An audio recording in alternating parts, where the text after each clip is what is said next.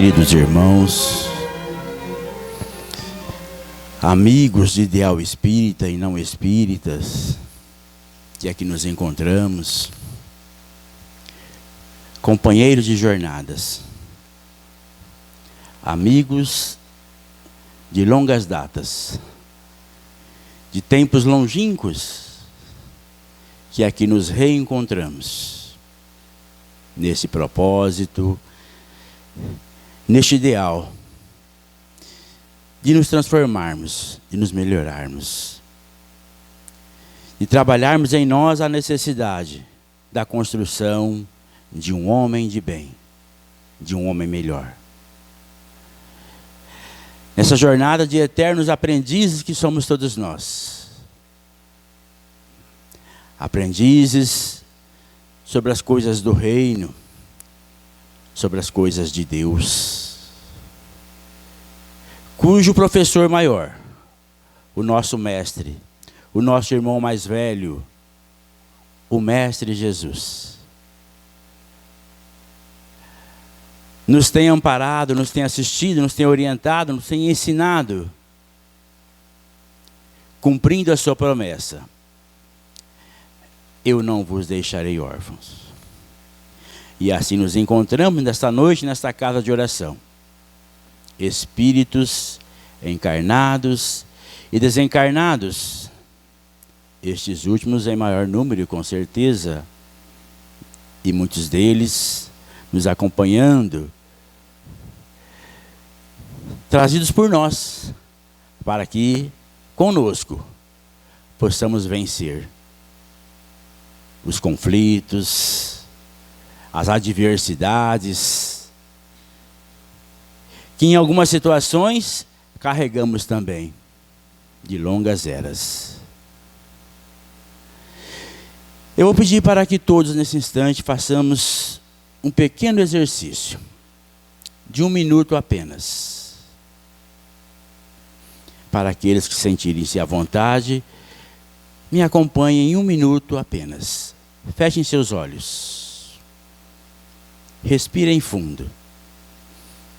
Traga a sua consciência para a sua respiração. Sinta o ritmo da sua respiração. Leve a sua respiração agora lá para o centro do seu peito, em cima do seu coração. Sinta os seus batimentos cardíacos. Sinta a energia da sua alma. E perceba como você está nesse instante.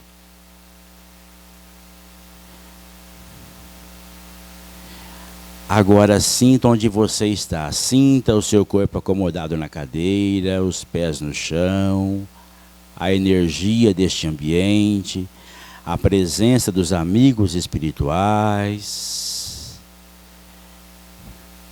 Busque então um estado de presença no aqui e agora. Isto, abrindo seus olhos.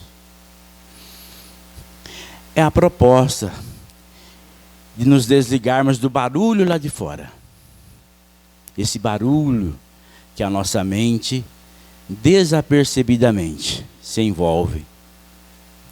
E às vezes perdemos momentos preciosos por essa falta de conexão. E momentos como este é importante, porque aqui não é apenas uma casa de oração. Aqui é também um hospital. E a maioria de nós não fazemos ideia do que ocorre numa reunião como esta. Do trabalho que a espiritualidade faz numa reunião como esta. Certo dia um mentor da casa disse que a gente não fazia ideia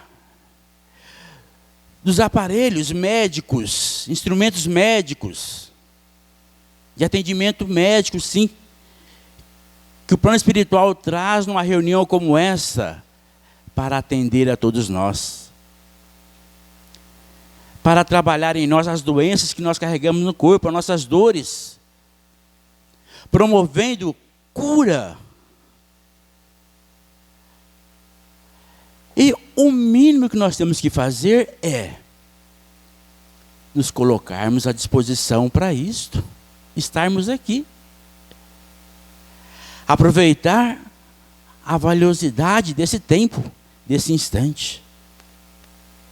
Desligar da correria do mundo barulhento lá de fora. Ter a certeza de que não estamos aqui por acaso. De que a vida não é obra do acaso. Termos a certeza de que somos pessoas, espíritos valiosos, amados por Deus, assistidos por essa espiritualidade amiga e maior que trabalha em nome do Cristo, no socorro, no auxílio, na condução de todos nós. Nos ajudando a aliviar nossos corações, aliviar as dores que talvez nesse instante alguns de nós, nesse pequeno exercício, pôde sentir. Meu coração está dolorido, sofrido, cansado, sobrecarregado. Faça. E para a reflexão da noite, nos foi proposto para que falássemos então de um dos itens das bem-aventuranças, que está no capítulo 8 do Evangelho segundo o Espiritismo.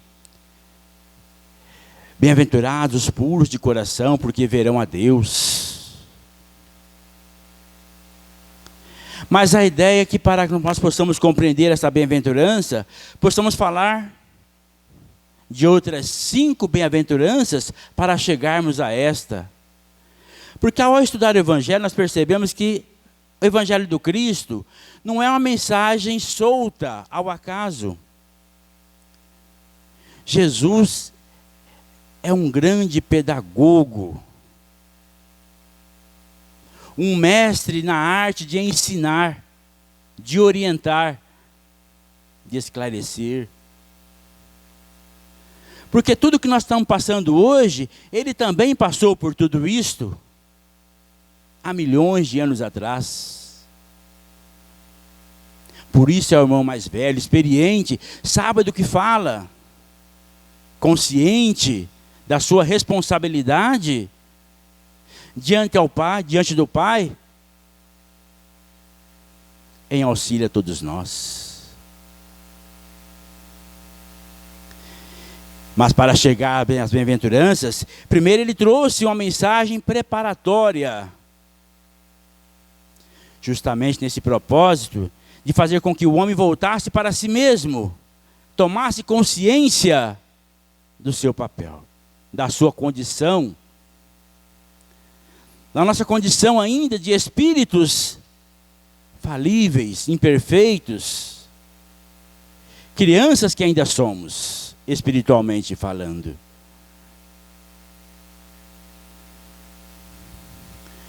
O mundo já caminhava há 400 anos à espera de uma mensagem do alto.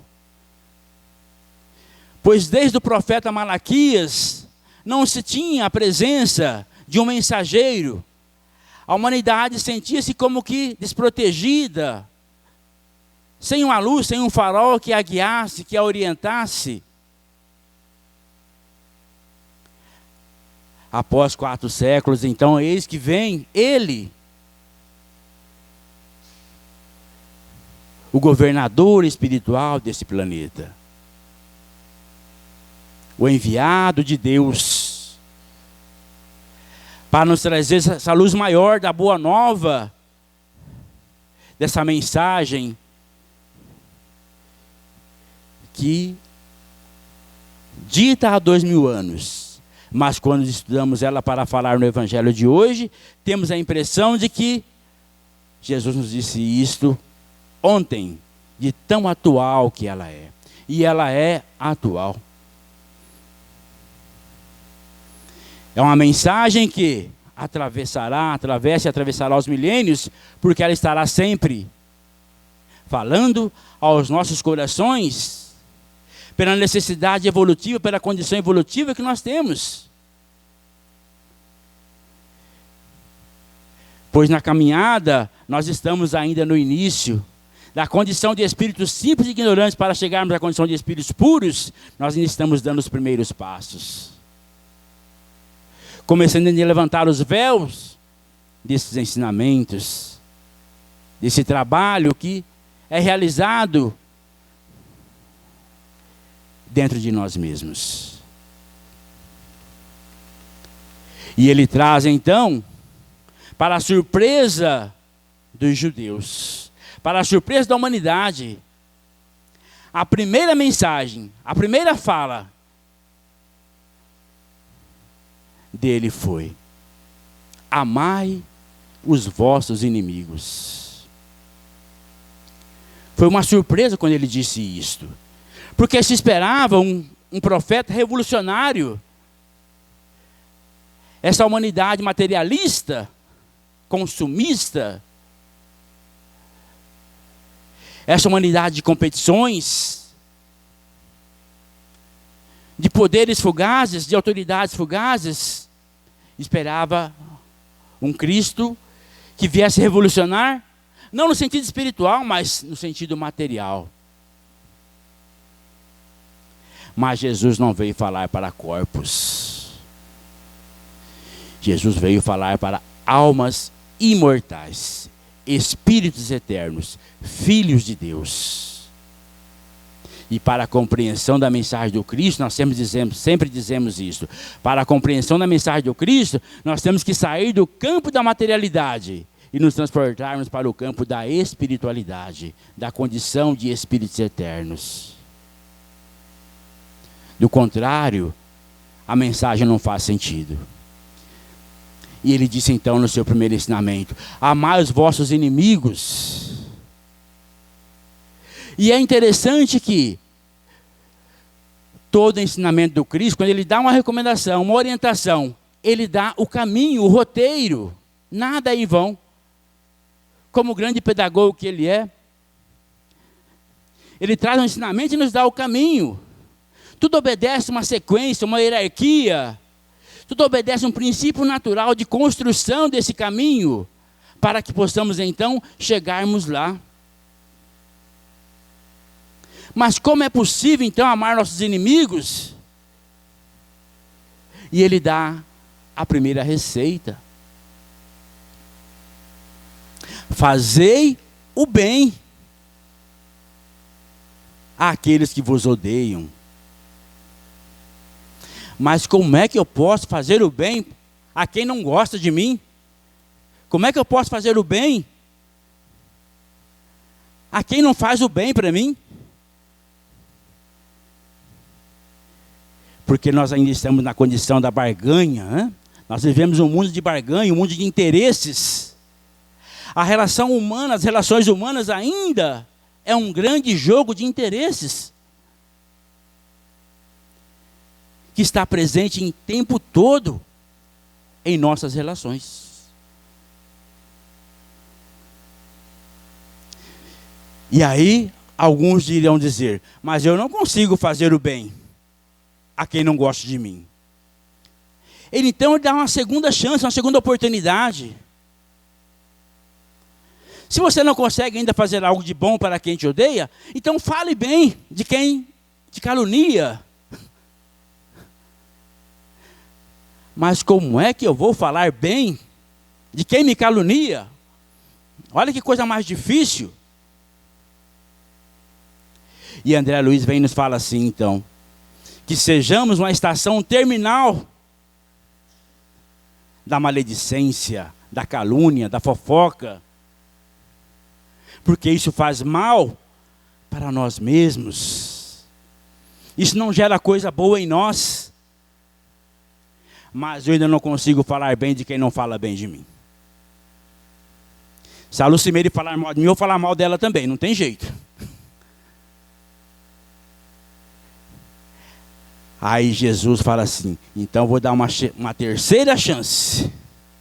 Se você não consegue fazer o bem, se você não consegue falar o bem, então pelo menos ore por aquele que vos persegue e calunia. Faça uma oração. A receita está aí. É uma escolha. É uma decisão.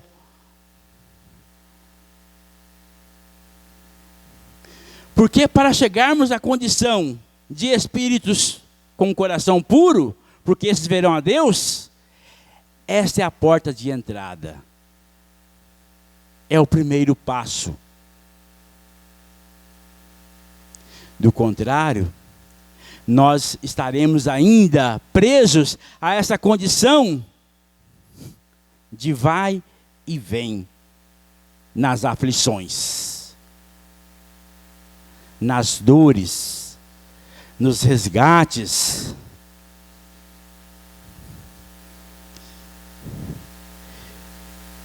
Porque em seguida ele nos apresenta então, no seu primeiro discurso, intitulado o Sermão do Monte, que são as bem-aventuranças.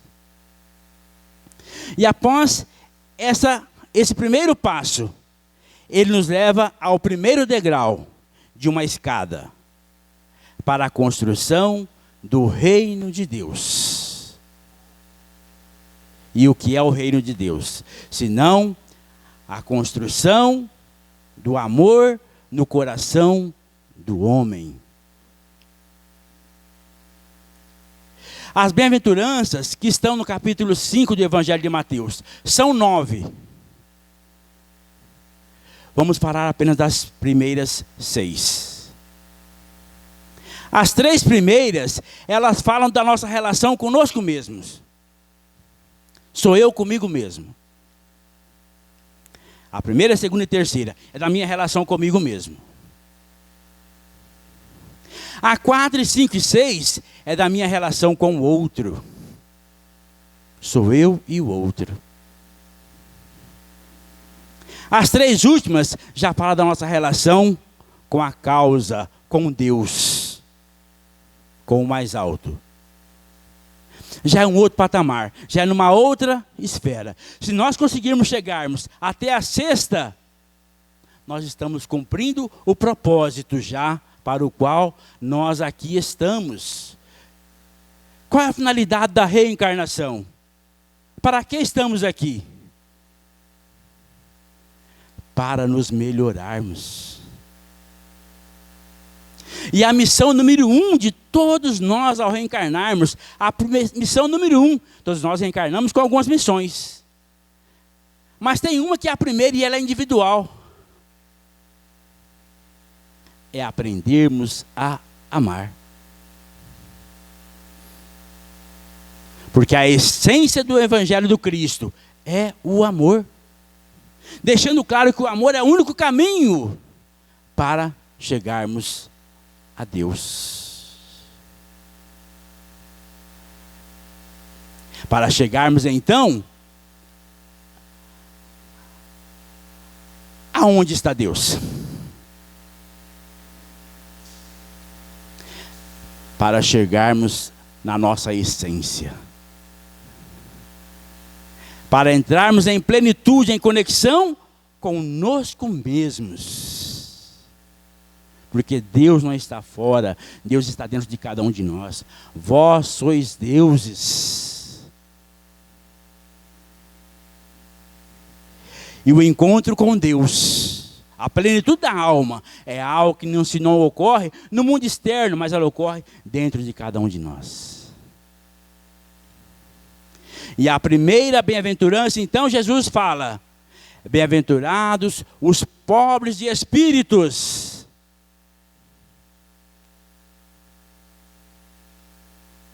Como assim? O que ele quis dizer com isto? Bem-aventurados os pobres de espíritos, porque eles encontrarão misericórdia.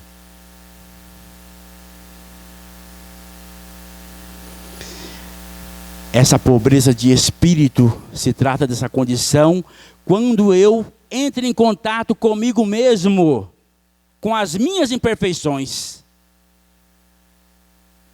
Eu tomo consciência de quem eu sou. Eu tomo consciência das mazelas que carrego. Eu tomo consciência da minha pequenez. Eu tomo consciência da criança que ainda sou. Eu tomo consciência dos erros que eu cometo. Eu me desnudo do véu do orgulho. Esse orgulho que impede que nós tenhamos consciência de quem sou eu. Então eu percebo o quanto eu preciso melhorar. O quanto eu tenho ainda que trabalhar em mim para vencer essas imperfeições. Esse é o primeiro passo. É o primeiro degrau para a construção desse reino. Porque eu só posso melhorar se eu tomo consciência dos erros que existem em mim. Nós não mudamos aquilo que nós não conseguimos enxergar que esteja errado. Eu só posso mudar algo quando eu percebo que aquilo não está certo. Então esse pobre de espírito, vocês tirem a palavra pobre e substituam pela palavra humildade. Porque só a humildade que nos dá a condição de perceber a realidade de quem nós somos.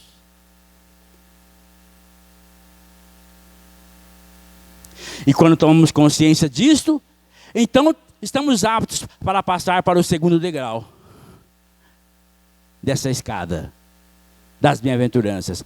Bem-aventurados os que choram. É o segundo degrau.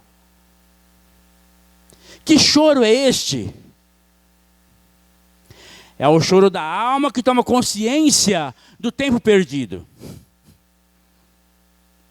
É o choro da alma que toma consciência e se arrepende.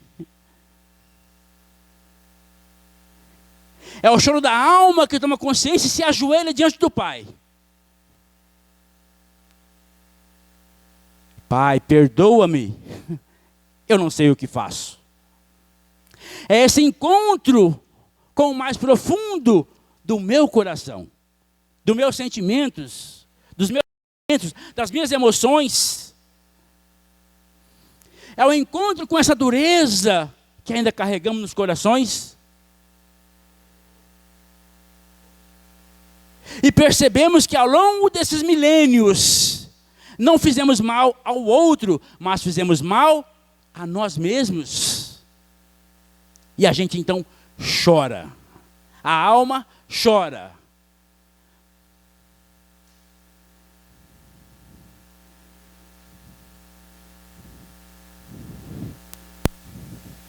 E como psicólogo eu percebo quando alguém chora, esse choro de verdade, a gente olha e fala assim, que bênção. Aí está ocorrendo agora uma catarse. Ela está pondo para fora aquilo que ela sabe, que precisa soltar, que precisa mudar, que precisa melhorar. Que precisa curar-se. Porque é o choro do encontro com a dor da alma que nós mesmos provocamos em nós. E quando ocorre esse processo, então, nós estamos já para o terceiro patamar dessa escada das bem-aventuranças. Bem-aventurados os mansos e pacíficos, porque eles herdarão a terra. Porque agora a minha alma se acalma, ela se tranquiliza, ela toma consciência que o problema não está no outro, está em mim. Que a minha agressividade, que a minha ira, que a minha prepotência, que a minha arrogância é algo que faz mal somente a mim. Porque tudo aquilo que nós fazemos para o outro só afeta o outro, quando o outro também permite, quando o outro também vibra naquela frequência. Do contrário, não. Mas é impossível que não faça mal a mim, porque é algo que vem de dentro. Então essa mansitude Essa pacificação é algo que ocorre de mim para comigo mesmo. Minha alma se acalma.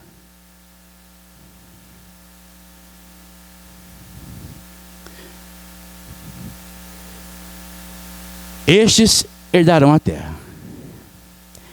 Eu abro um parênteses aqui então.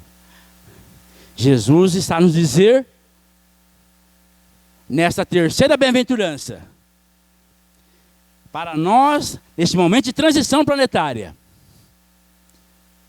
só permanecerão na terra aqueles que chegarem, no mínimo, neste terceiro degrau das bem-aventuranças. Aqueles que se pacificarem, aqueles que pacificarem em si mesmos o turbilhão das paixões, o turbilhão das fantasias, das arrogâncias, das prepotências, da soberba, dos poderes ilusórios, da competição. Estes herdarão a terra.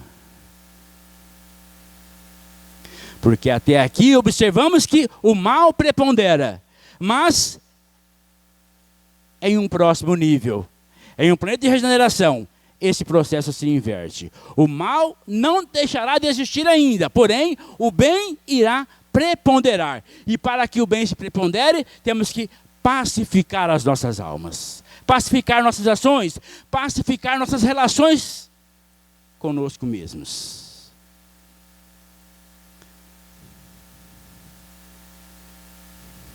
E aí, estamos aptos para o segundo nível das bem-aventuranças. Agora, na relação com o outro.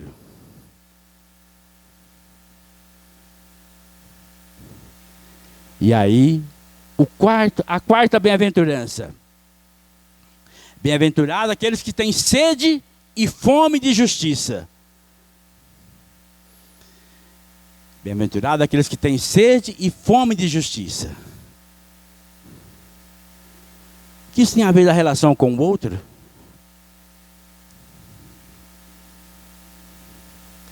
Não é fome e sede de justiça por aquilo que o outro fez, que o outro tem que pagar, que o outro tem que me devolver. Não. É fome e sede de justiça por aquilo que eu tenho que reparar na minha relação com o outro. É a ânsia que então toma conta em mim mesmo de devolver ao outro aquilo que eu tirei do outro.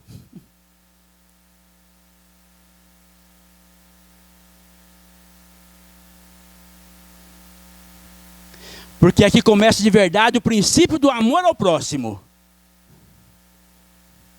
Quando eu olho para o outro e percebo que quando eu faço mal a ele, eu estou fazendo mal a mim mesmo. Então é a minha relação com o outro.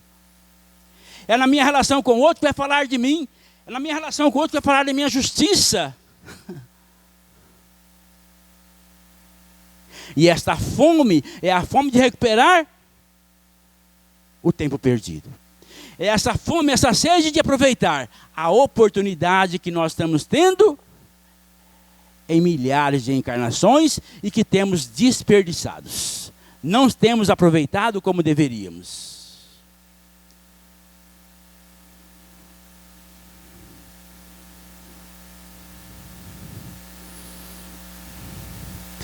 Nas 3 primeiras bem-aventuranças, o filho pródigo, porque tudo no Cristo, na mensagem do Evangelho, tudo tem relação. O filho pródigo caiu em si, ajoelhou e chorou. E percebeu que, o que é que eu estou fazendo?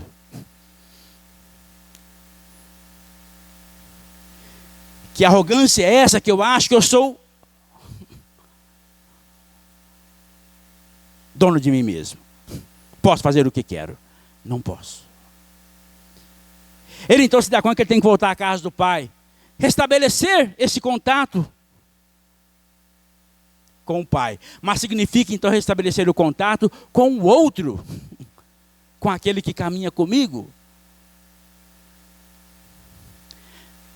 fazer justiça diante das minhas próprias mazelas, das minhas próprias atitudes. Porque o problema sempre não está no outro, o problema está em mim. Porque o que o outro faz é problema dele, não é problema meu. Mas o que eu faço? Este é o meu problema. Esta é a minha necessidade maior. De ressignificação, de reconstrução, de reabilitação. Porque no altar da própria consciência, eu não me perguntarei o que o outro fez para mim, mas eu irei me perguntar o que eu fiz para o outro. Nesse tribunal divino que é a própria consciência, estarei de encontro, de frente com aquilo que eu mesmo tenha feito.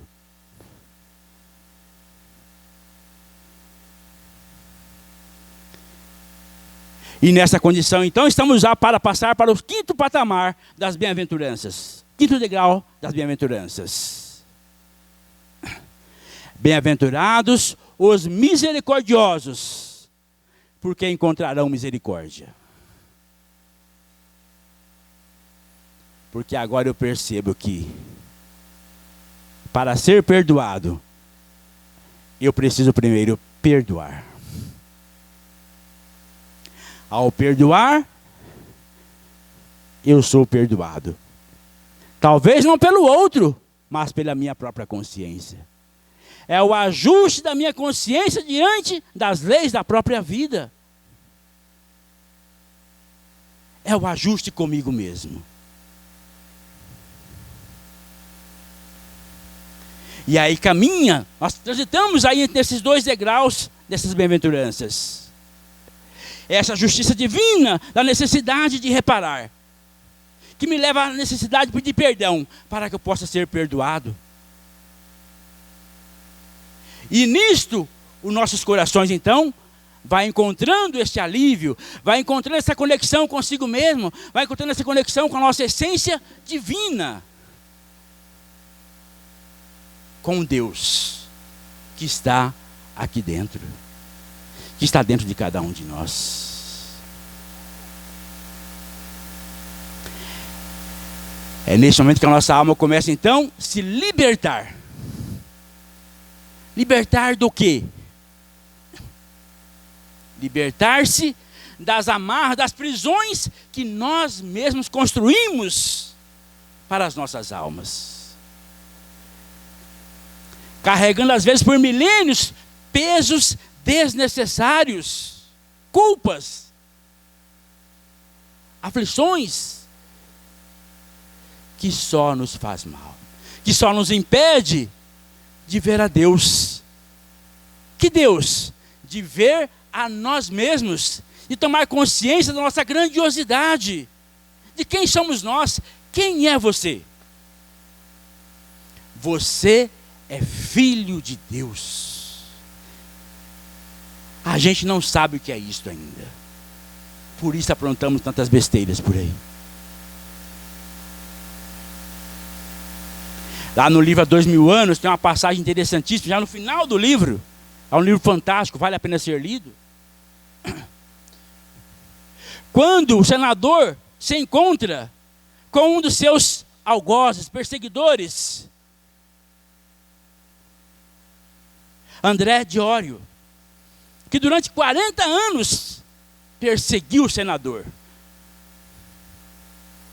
Roubou-lhe a filha, armou contra ele, aprontou e desaprontou com o senador. E em uma noite escura ele pediu para o senador que queria vê-lo, queria encontrá-lo. Já cansado, André Diório cansado da sua própria maldade, do seu próprio coração endurecido. Ele então, diante do senador, aquele senador orgulhoso, Públio Lentulus, que mais tarde é o nosso Emmanuel. Ele então, diante do senador, diz, olhando nos olhos: eu preciso que você me perdoe.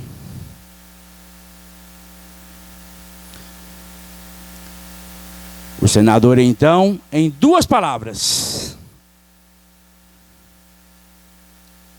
libertaram-se os dois daquele terrível conflito.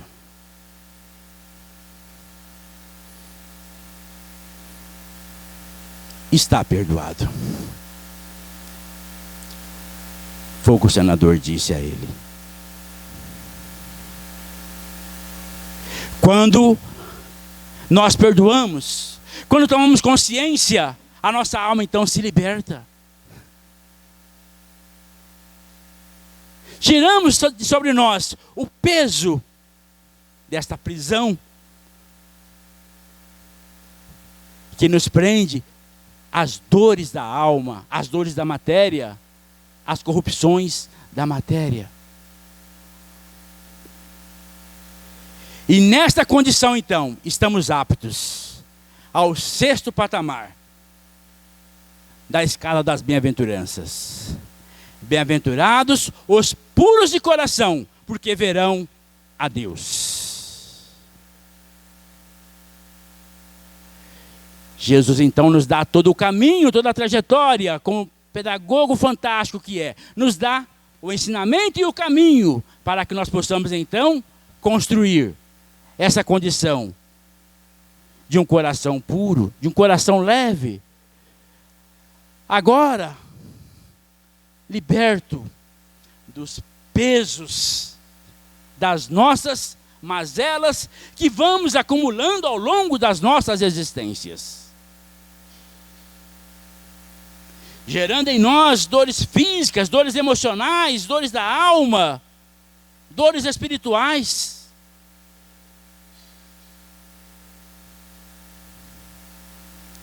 E é incrível que nesse momento importantíssimo da humanidade, é raro você conversar com alguém e perguntar assim, como você está?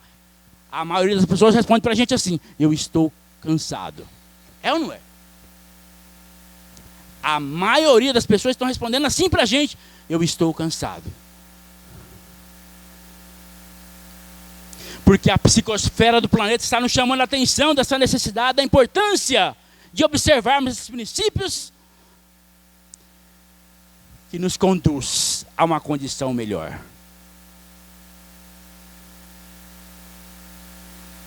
Nos trazendo a consciência de que em nós está a causa e a solução de todos os nossos problemas.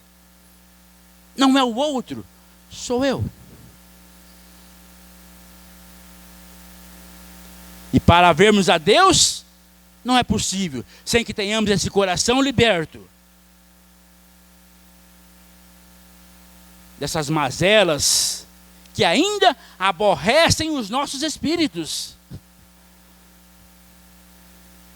que ainda sobrecarrega as nossas almas.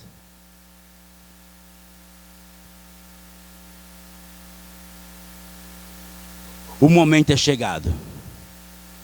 Não podemos mais perder tempo. Não há mais tempo. Vinde a mim, todos vós que estáis cansados e sobrecarregados, porque eu vos aliviarei. Porque leve é o meu fardo e suave é o meu jugo. Aprendei de mim, que sou manso e humilde de coração, e encontrarei repouso para as vossas almas.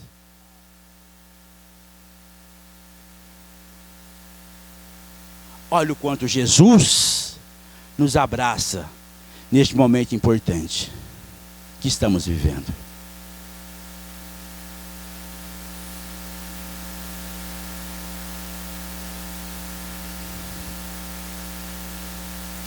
Voltemos para nós mesmos. Busquemos esse estado de consciência, de percepção do que estamos fazendo aqui.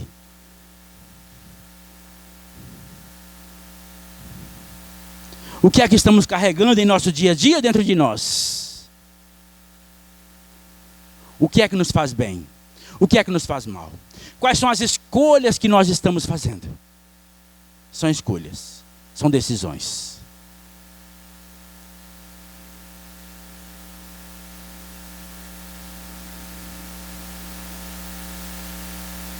Mahatma Gandhi, ele que não era cristão, mas disse uma frase interessante. Aquele que um dia tomou contato com uma página do Evangelho do Cristo, não poderá mais ser o mesmo. Já estamos aí há 2 milênios em contato com essa página do Evangelho do Cristo. Qual a condição nossa ainda hoje? Como está o nosso coração? Em que degrau estamos nessa escala das boas-aventuranças? Precisamos pensar. Já temos inteligência para isso. Já temos conhecimento para isto. Já temos orientação suficiente para isto. E o tempo urge. Não há mais tempo.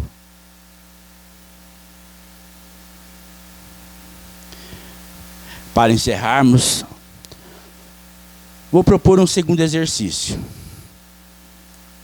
Vou pedir para que nossos irmãos coloquem uma música suave. E para aqueles que se sentirem à vontade, fechem seus olhos. Respire fundo. Puxe o ar e solte devagar. Solte o seu corpo na cadeira. Você está nesse ambiente seguro, protegido. Não tenha medo. É uma pequena viagem. Pode ser dolorida, mas ela é importante. Eu quero que você use a sua imaginação.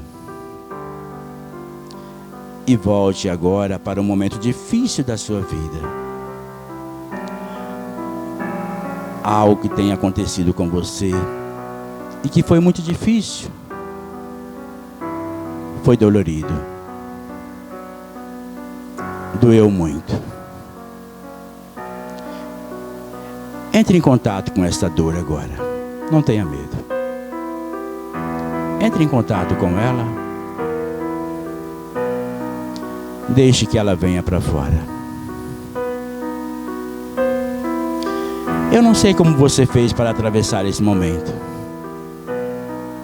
Se você congelou, se você gritou, se você fugiu.